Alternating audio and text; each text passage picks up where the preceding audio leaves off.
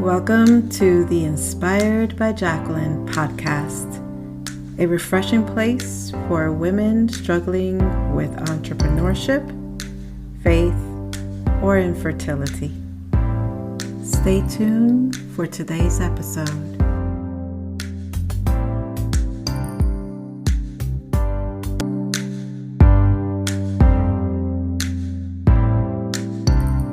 Hey, Cathy, how are you? I am wonderful. I'm excited to be here with you today. Ooh, how's the weather in Canada? We're well above freezing. Our snow has actually been melting quite a bit. It's probably I have no idea what it is in Fahrenheit. It's well, okay, it says it right now it's about 10 degrees Celsius. Okay. So that's 10 degrees above freezing. So like I had to run out this morning. I did not wear a jacket. The sun is shining, blue skies and stuff. Everything's brown because it's been under all the snow and stuff like this, but we're excited to get on with spring. I even have spring turquoise colors and stuff like that. I love that turquoise. I love it, love it, love it. And for those of you who can't see her turquoise, it's beautiful. But you'll see a little snapshot that I'll share along the way. So thank you everyone for joining. Today, the conversation is going to continue on entrepreneurship and social media. So we're going to talk about not the how-to, but we're going to be talking about the behind the scenes. What happens? Do you get feelings of anxiety when you're ready to prepare the content or don't know where to start? So I want to discuss with our guest speaker the behind the scenes, the emotions, all of those little nooks and crannies that we feel, because I know I feel them sometimes as we say even the words social media. So I invited this special guest today. Her name is Cathy MacRae. She's from Canada, and I'll let her share in a few minutes who she is and where she's from and what she does. But I just want to say she is an amazing person, and I truly love just to speak to her because I love her accent, number one. And I love just her genuineness and being authentic about everything that she speaks about, her joy, her excitement. And I wanted to bring her on and share this with you. So without further ado, hey, Cathy, how are you? I am really good. Awesome. Thanks.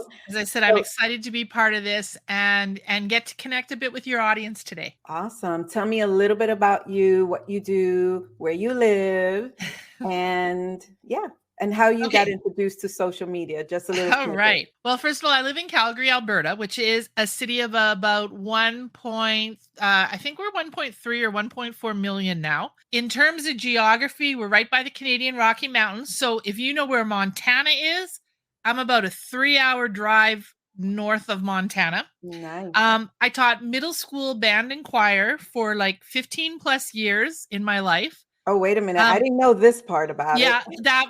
I had no plans of changing careers. Then I met a psychotic principal and ended up leaving my job. And everyone said, well, what would you do? And I did all these like band trips and taking kids to camp and putting on concerts where kids I would have easily 600 kids have to cross the stage in a night, huge fundraisers, things like that. So I always joke that if I wasn't a band teacher, I would be a wedding planner.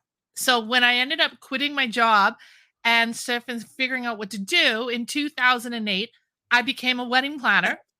And of course, you know, we talk about being an entrepreneur. This was in the fall of 2008, right when the recession was beginning, because that's, of course, the best time to start a business and stuff. Mm-hmm. So I jumped in with both feet because like I had bills to pay and stuff and started being a wedding planner. And I've done that now and still am a wedding planner 14 and a half years now. Wow. So that's been pretty exciting. I actually just got my master wedding planner designation through ABC this last fall and stuff, which was kind of a big accomplishment. I remember that. That was so exciting. Yeah, but it was exciting to join. Like I've always watched like yourself and others and like, that's what I want. So I worked really hard to do it, but I'm excited to be among the ranks now. Probably about 2 or 3 years before the pandemic started, I had a lot of people in the wedding industry reaching out to me, asking me for help a lot of people starting their businesses new. Well, how do you market? How do you network? How do you get clients and stuff? So I just started answering questions and things like that.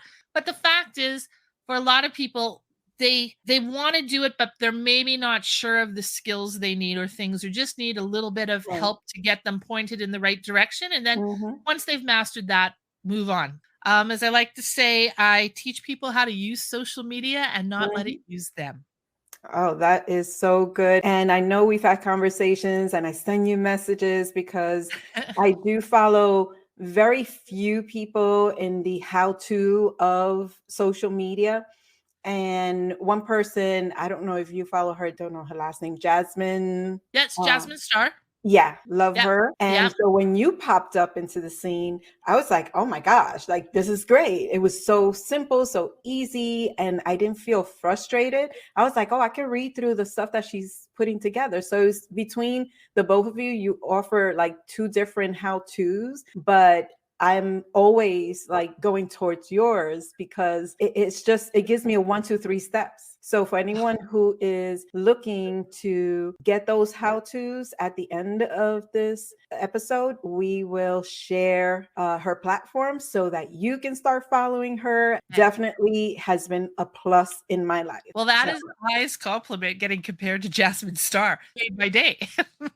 I'm glad that I made your day. It's just how you put things together and make it so easy peasy, that the way that you do it, that I love it. And I appreciate that's one of my goals, is to make it something, I'm going to say something tangible that people can take right away, and without having to study intensely or things like that, or change a lot, just start implementing short and sweet little tips that improve their progress. So thank you for that. I appreciate You're that. welcome. You're welcome. And so, with that said, in the most recent years, just how have you seen, or what are some common things that you've seen that people are struggling with as an entrepreneur, other than As an social media? Probably number one, right? I think for an entrepreneur, it's trying to juggle it all. And in fact, I think even more than that, it's looking at what are realistic expectations. And we have that. We always look, and part of it is through social media. We see so much of it. And we see, we watch TV shows. So we have this idea of what life should be like. And then the challenge is it doesn't always mirror the way it does, in a Disney movie. And I love Disney, don't get me wrong. And, like most people think, oh, you're an entrepreneur. You get to work from home. You get to do all this. Oh, but they don't see that the really long hours, and they don't see that the paycheck isn't guaranteed. Like when you're a salaried employee, on this date you're getting paid this much.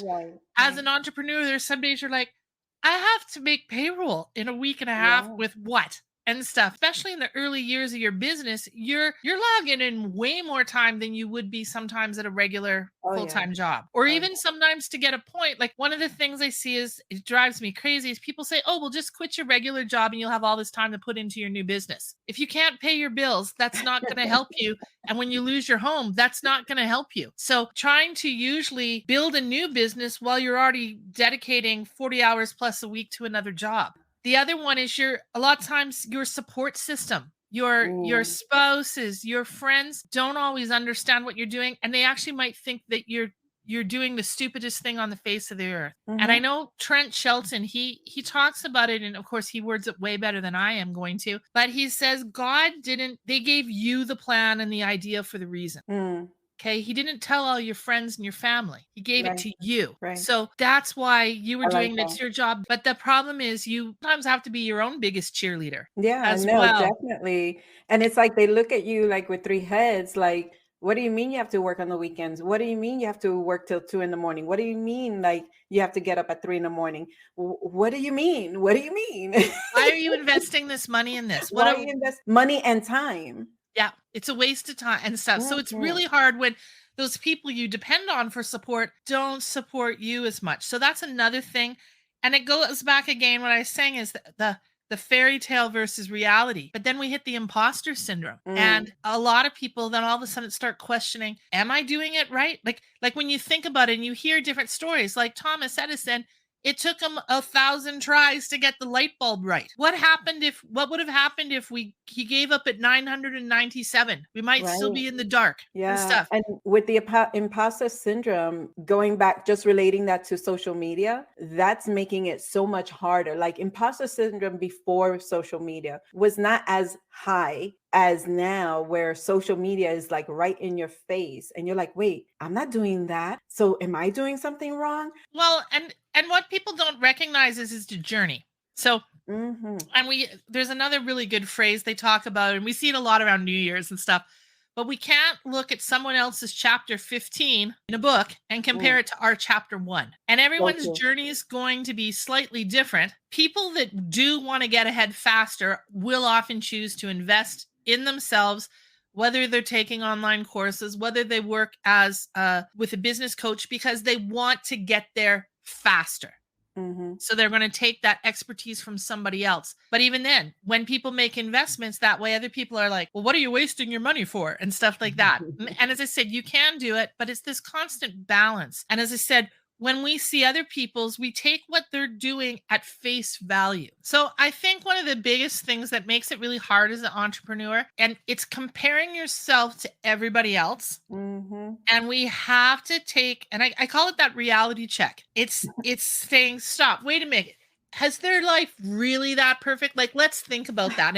And when you talk to anyone who is an entrepreneur and you have I'm going to say an authentic conversation, they will tell you how many times they want to quit. And it's not like, it's usually at least once or twice a week they want to quit and stuff, because it's that hard. If you look at 2 lifestyles and stuff, Hillary Rushford talks about this, but she says it's much harder to be an entrepreneur than to do another kind of salaried job. So if you want to be an entrepreneur, and sometimes it's not a choice, it's your calling, you're choosing a much harder lifestyle. So you really, really, really have to want it in order to do it. So I have a question, because now we're leading into like the social media. So as an entrepreneur, some people might be thinking, do I have to be a social media influencer to be seen on social media as a legitimate entrepreneur? Is that something that I need to focus on? I'm going to say no. And once again, we all have different definitions of what an influencer is. Okay.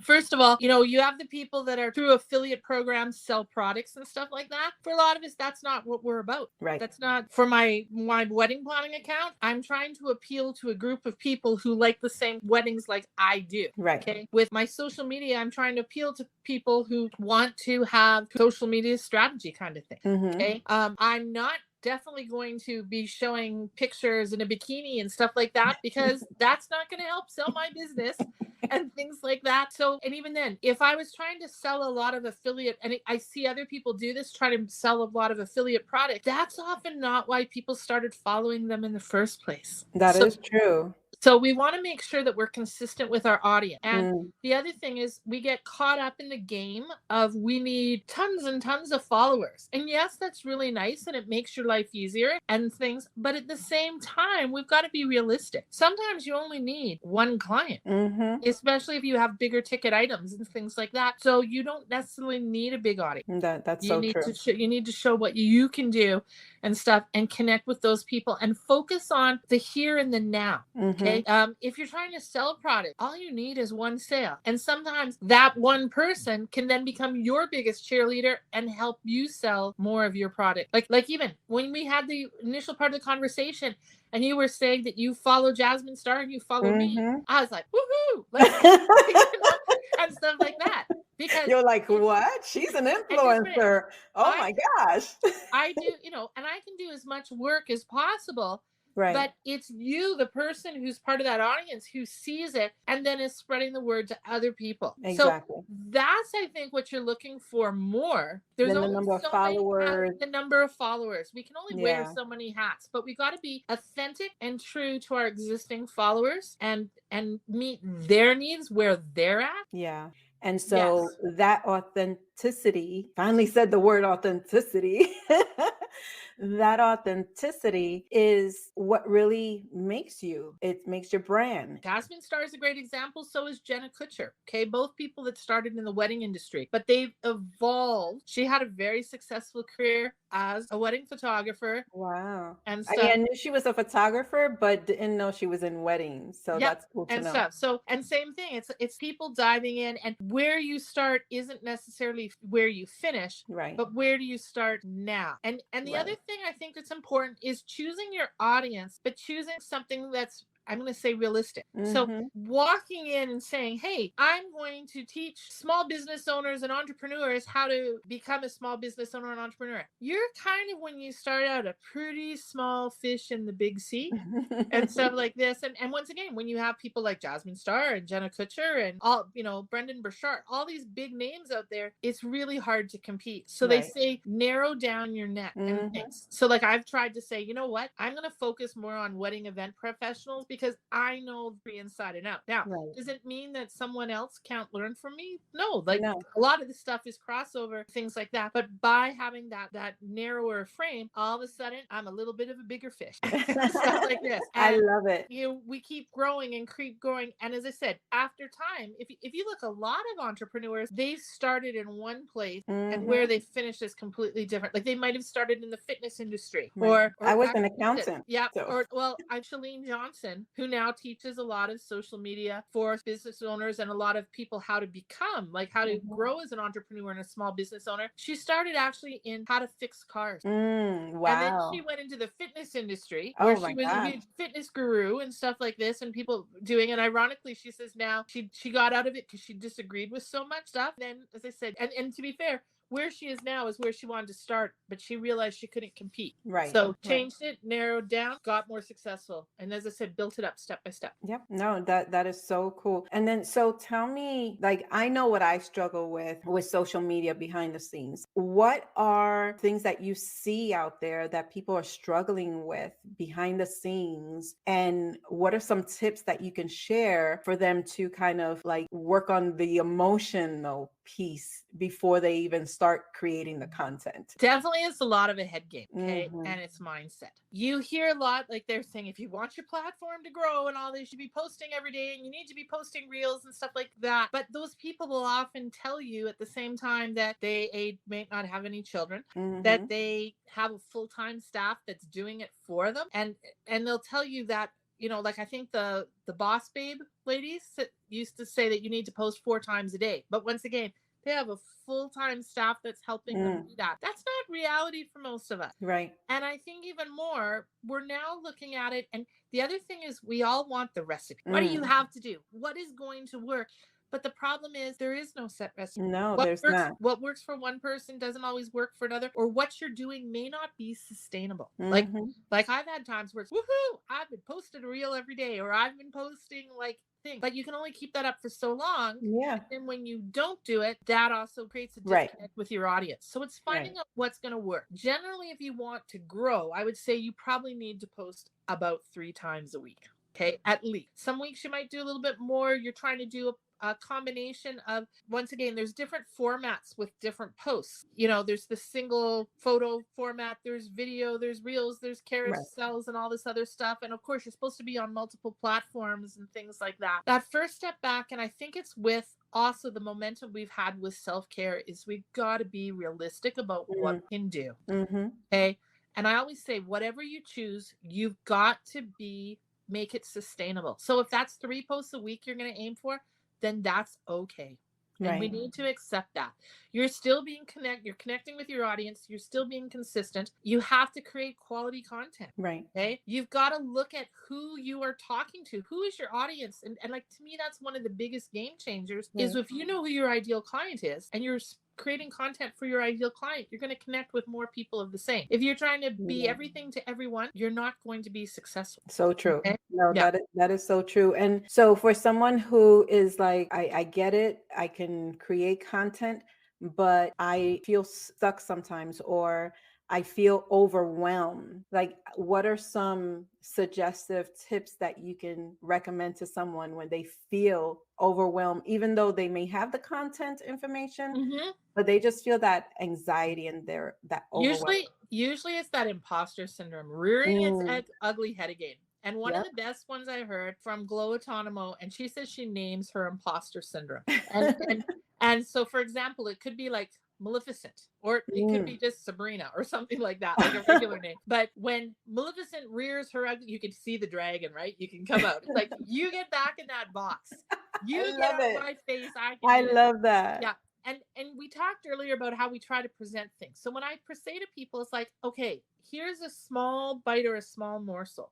Mm-hmm. Try this. So Mm-hmm. sometimes it's giving people ideas of things just to post on. Yeah. Okay. One of the biggest things I know for people in the wedding and event industry during the pandemic is they're like, well, we don't have any current event. And I'm like, yeah, but haven't you been doing events for a few, like, could you not show some of your content from before? Right. Could you give someone a tip on what they could do now if they were still going to plan, which they could Right. still do? They could plan an event. So, what are things, and making them realize what's possible? Okay. Mm-hmm. The other thing I think is looking at it, and we live in our comfort zone. That little box is Mm-hmm. it feels pretty good. And most of us do not like stepping outside of that box. Mm-hmm. So sometimes it's like, what could we do to change that? Okay. So for example, a lot of people hate being on video. Okay. Mm. They can't stand it. They're literally terrified of it. I will put my other hand up and say that, that, and I was much the same, but Mm. doing it gets a little bit easier. It The does. one thing I've always said to people is, I can guarantee whatever you've done, I can find someone who's doing it worse. Mm. Which is true, but Wow. we are so, this imposter syndrome again, we are Mm-hmm. so worried that we might make a mistake, and especially wedding planners who are little perfectionists all the time. Okay. Like, it But has to be perfect. that's it. And but that's the message we send ourselves, and we say that our weddings client, what do we say? They will Mm-hmm. create the perfect wedding for you. So Mm-hmm. we do that to ourselves. But what could we do? So like even the things like reels. Okay, people see reels that are perfectly filmed and stuff like that. That's skills beyond a lot of us have. Mm-hmm. But could you talk on something for 30 to 60 seconds on something you know about, and give them the topic? Like, what are the first 3 things you should do to set up a wedding budget?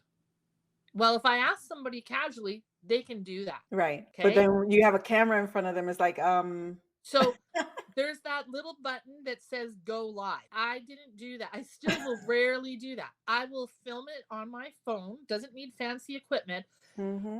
but I will film it. And I'm going to be totally upfront honest. When I first started filming things, it would probably take at least 16 to 25 takes before Oh, I was what are happy you with. talking about, Cathy? I think I got you beat by 25 times or Okay. But just wait, there's our perfectionism. yes, yes. Hitting I'm it. like, oh, start over. Nope. Oh, start over. The other thing somebody pointed out to me fairly recently, Brock Johnson, but he says if you watch TV or if you watch a movie, they're changing the viewpoint every 10 to 20 seconds. Mm. So they're filming somebody and then they change the thing. So they're saying you can film that as well. So That's I've interesting.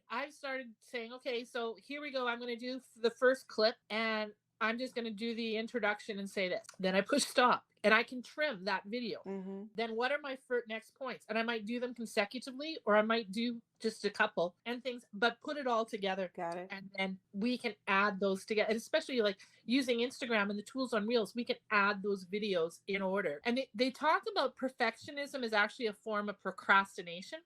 So that That's interesting.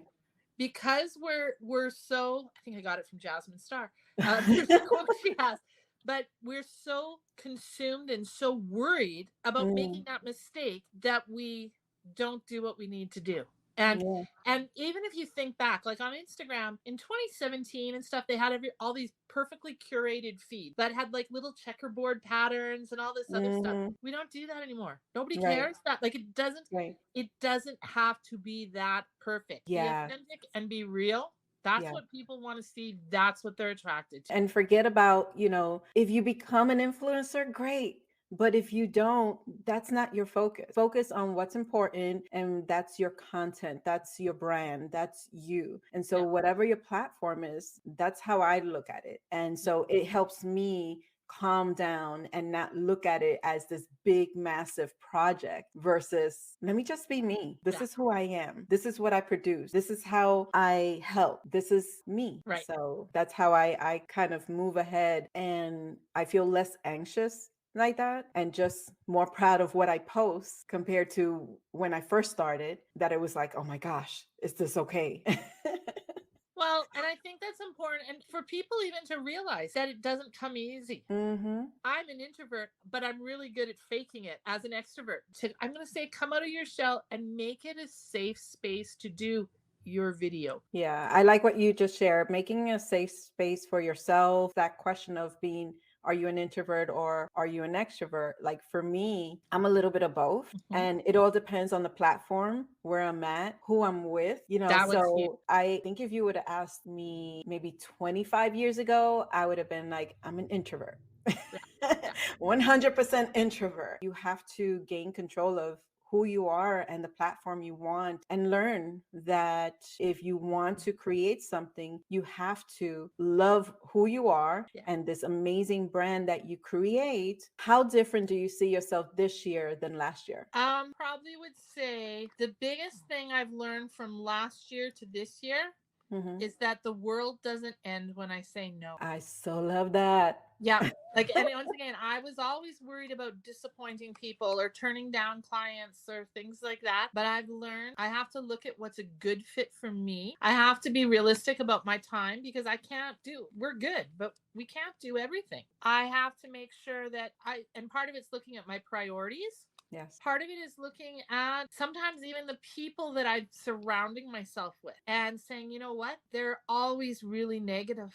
I can't be around this much negativity all the time. And, you know, I won't say I cut them out completely, because that's not true either. But I have to limit how much time I spend with them and spend, you know, like the drama. Yeah. I can't always deal with all the drama. Like, it's like enough. I love your answer, because in episode 4, when I spoke to Giovanna Doilibi, we had a few words, a conversation about saying no and the power of saying no. And so I love that you shared that, because it's so important for you and your sanity and your time. And, you know, it goes back to saying no and understanding your priorities, like you said, how much time you have for social media, how much time you have for yourself, how much time you have for your business, or if you have a staff or a team, how much time you have for them to discuss all these different pieces of the priority. So I love that you share about saying no and being comfortable with that. Maybe this goes in parcel with that. It's a phrase I use, and it's give yourself some grace. Love it. The reason I think it's so important is if your best friend was doing something, you would be their biggest cheerleader. Oh, yeah. And pushing them on and saying, do this. Yes, you can do this. And you would do anything to help them do it. Yes. But we don't do that for ourselves. Yes. It's so true. We tear ourselves apart, like more than the worst bully would ever do it. Like we're masters at ripping ourselves to shreds. So I really think we have to, and this once again is that be real, be authentic, give yourself some grace and say, okay, I can't, once again, I can't compare to myself who does reels every single day for the last 3 years. I have to have a starting place or whatever. So how do we do it? And once again, once you've done it a few times, you build that confidence and stuff and get better at it. So tell me, what is something surprising you've learned about yourself recently as an entrepreneur? Probably I'm getting better at getting things done. So love it. We talked a little bit. One of the challenges with entrepreneurs is their brain like they get an idea and that they want to take off on that idea, but then they get another idea, and it's kind of like a ping pong.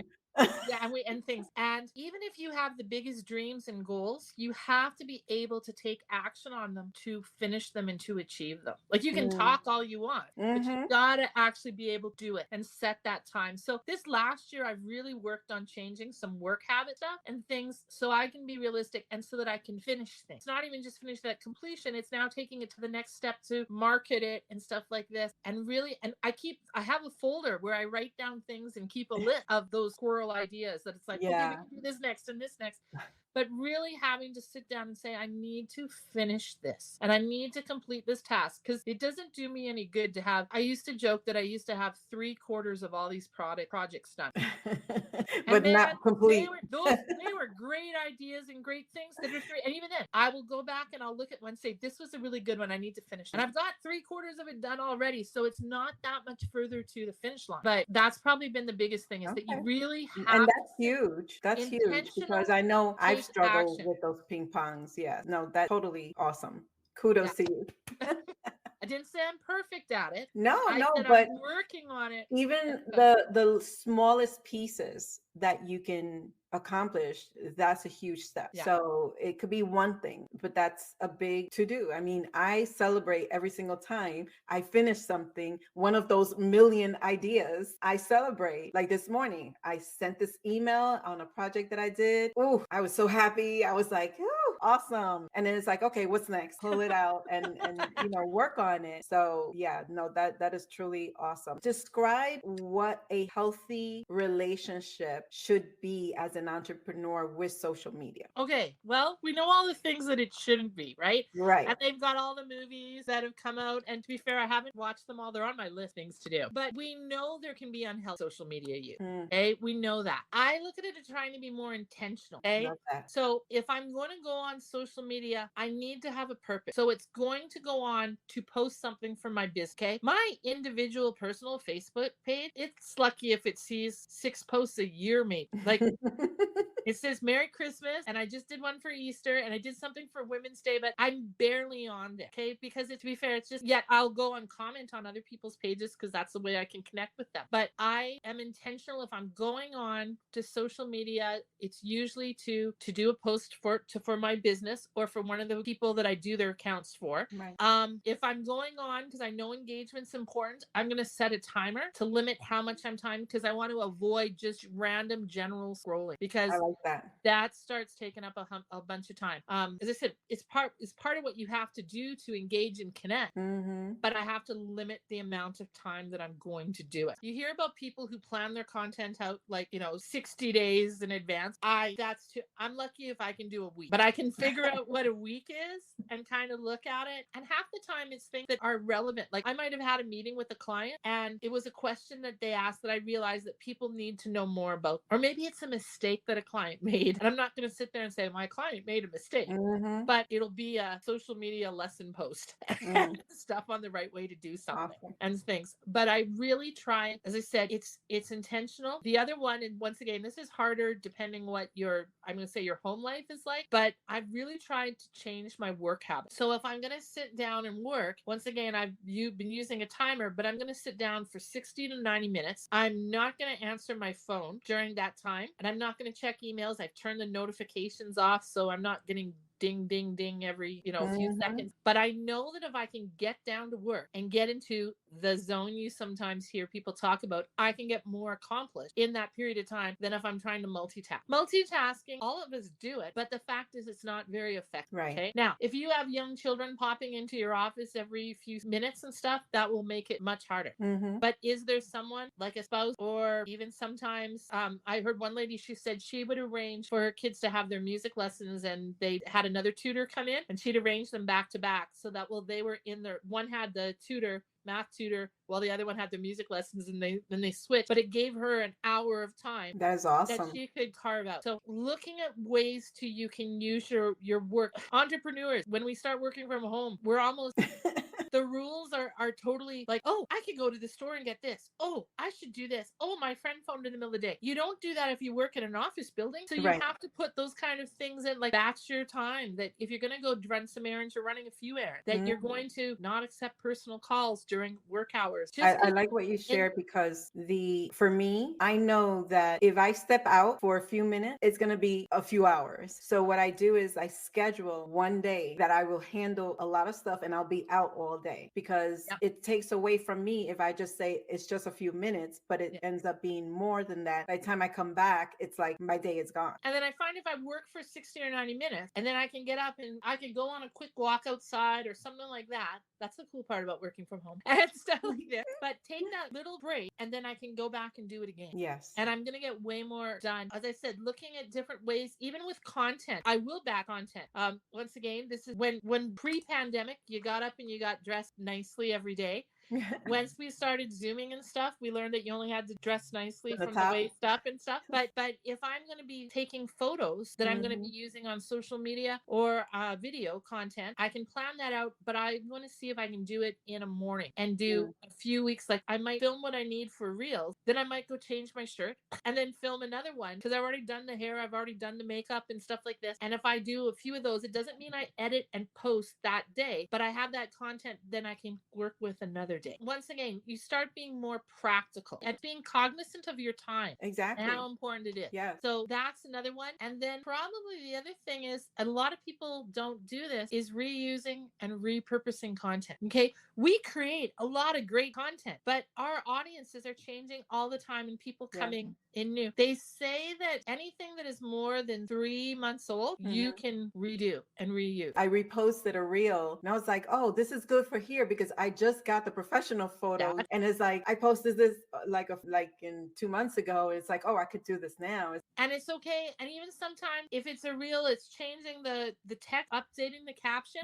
There's all kinds of great tools. You're not supposed to repost reels like on TikTok and vice versa. Right. As things, but there's all kinds of tools now that you can use. And as I said, or just even to repost a reel that you did a year ago or something like that. Right. When you're under the time crunch, that can save you so much time. It's not even funny. Yeah. And stuff. What's resonating with everything you said is the intentional part. Every single part that you mentioned, from timing to scheduling to doing, intention has so much to do on each of those areas. So I'm glad that you shared that, because you kind of shared a list of things, and each one to me represented intention when you do it with intention. So 2 questions I want to ask you. One, what would you say, what 2 tips or 1 tip would you share with someone who's starting out, an entrepreneur who's starting out? And then the second part is, what 1 or 2 tips would you share with a seasoned, let's say 15 to 20 year entrepreneur? Okay, I would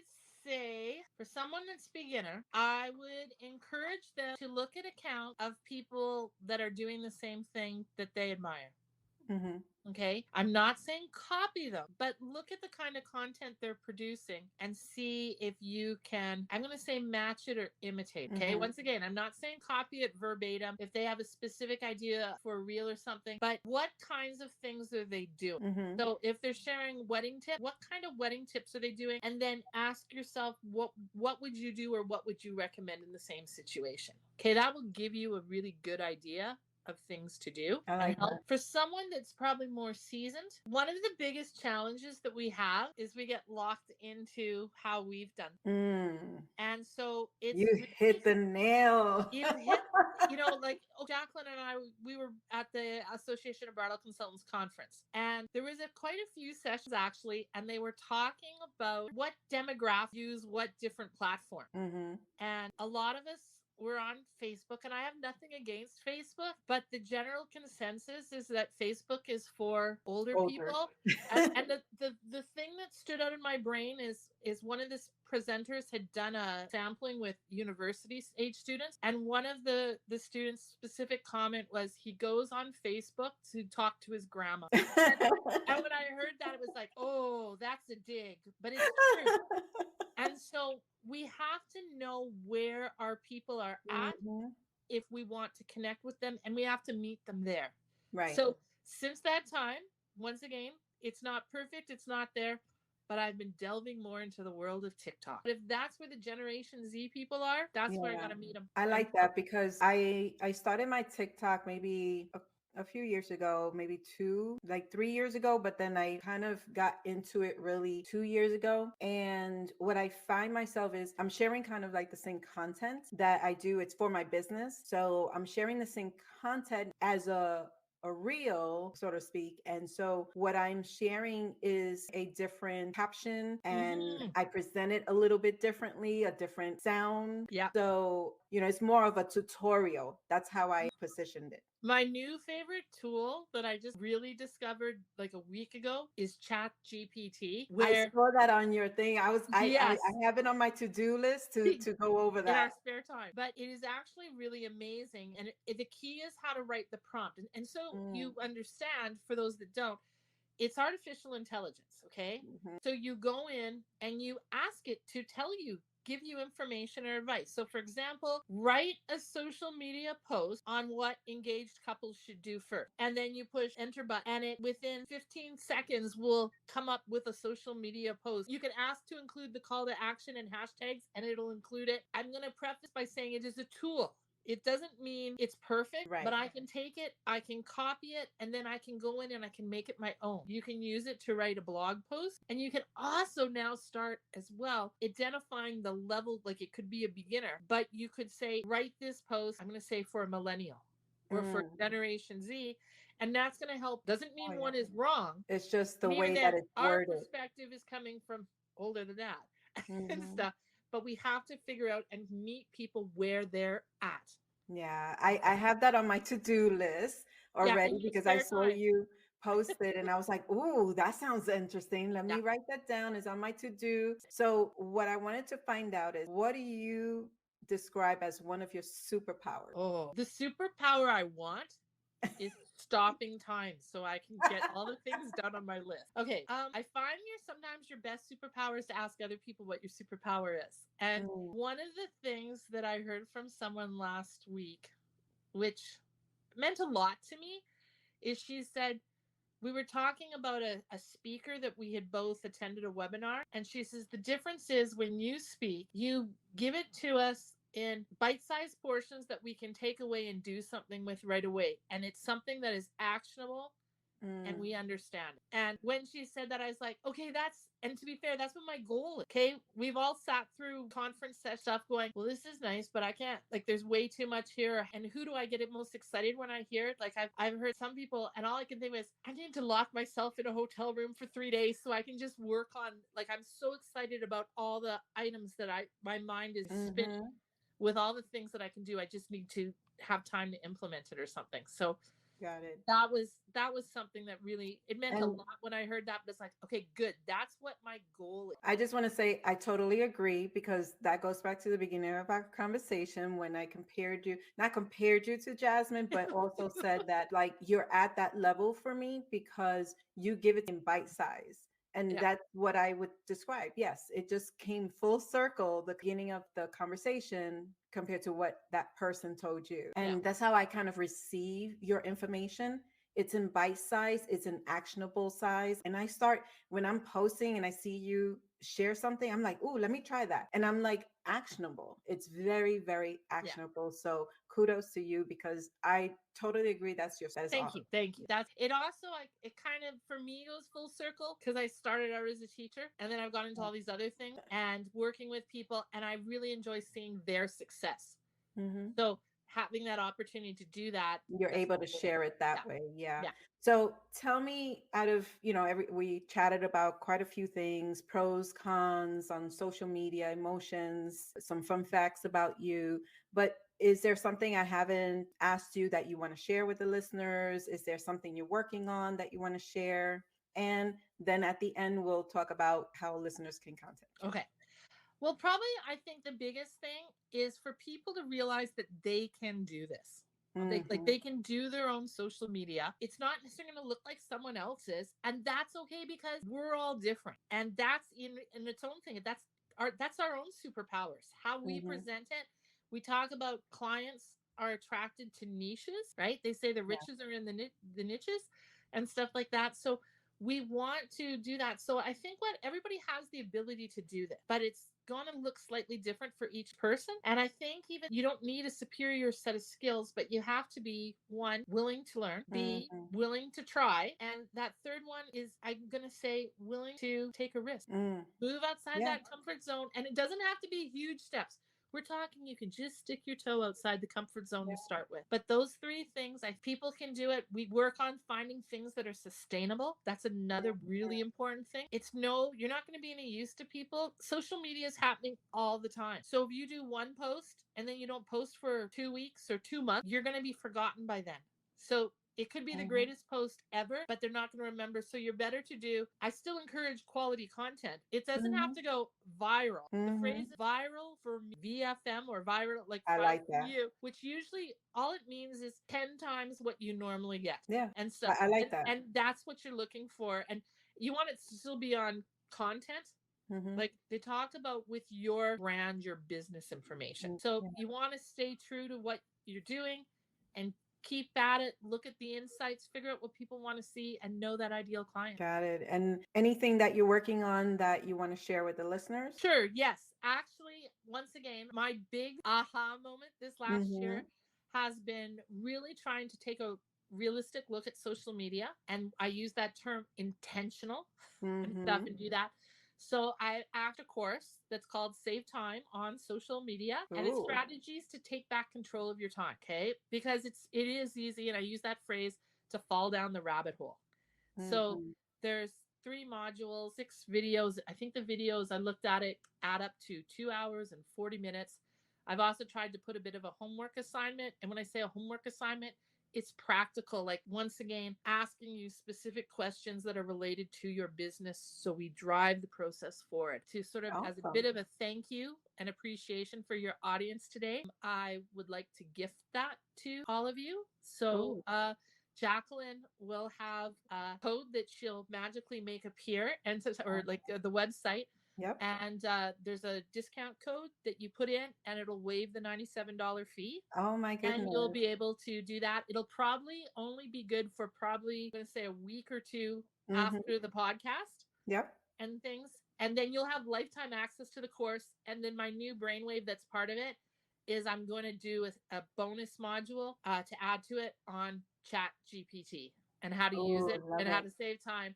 You will be notified when that's added to it and available to look at as well. I am so appreciative of that because any little bit counts. And the next question that I'll ask you, it's going to be pertaining to how do they get in touch with you? How do they connect with you on social media? The best one is Instagram. I am Cathy MacRae. So Cathy with a C and MacRae. And once again, Jacqueline will probably make it appear magically there. I'm also on TikTok. I'm also on Facebook, but I spend the majority of my time on Instagram. So if you want to direct message me there or comment on stuff or things, it's there. But you can also go on the profile and there's a spot to email me and things like that.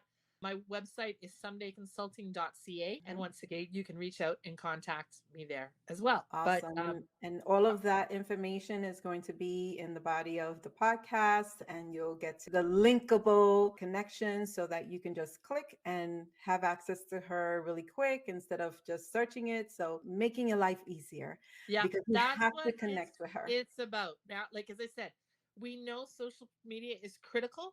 Yes. And it's an essential component, but we have to do it and keep our sanity. And we have to keep juggling all the other things that we have to handle as business owners. So we've got to be realistic. And as I said, that word I keep going back is intentional. Intentional. And figure out how to move forward. And at the same time, and I use that other phrase, give yourself some grace and stuff. For sure.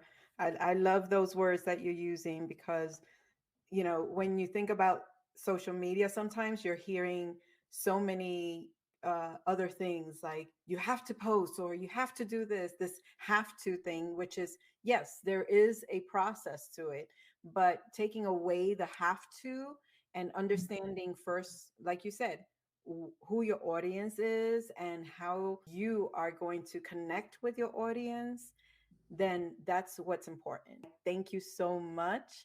Is there anything else you want to share? I just want to thank you for this opportunity to participate with you and your followers, and hope that you found some of these tips productive. And I look forward to connecting with some of you in the weeks ahead.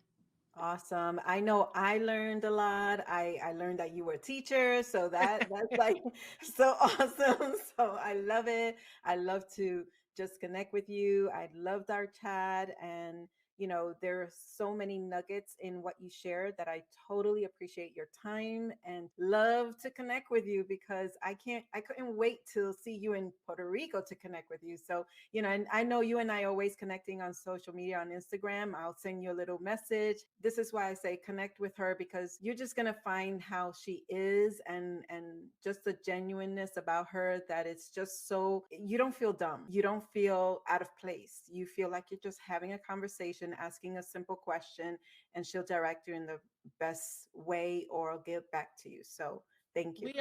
We all meet hurdles, and if I can give you the leg up to get you over the hurdles so that you can move on to the next step, then it's been a good day. Yeah. So yeah. So, and you definitely do that. So thank you so much. I appreciate you. And for our listeners, connect with her and see how amazing she is. And stay tuned for and look at the description for all of the information that she shared. And I would definitely suggest to get on that workshop or course that she has, because it will be invaluable. So, and it's also complimentary, but you have to do it within the time frame. So read below. You have to sign up. You have to Yep, sign you have up. to sign up. You'll have time to do it at your own pace. Yep. But no, You we have look to forward do to it. that. Take that And I'm initiative. interested in hearing what people have to think, because that's how I get better as well. So that it just takes an initiative, right? Yeah. Awesome. So. Well, thank you so much, Cathy. All right. Take care.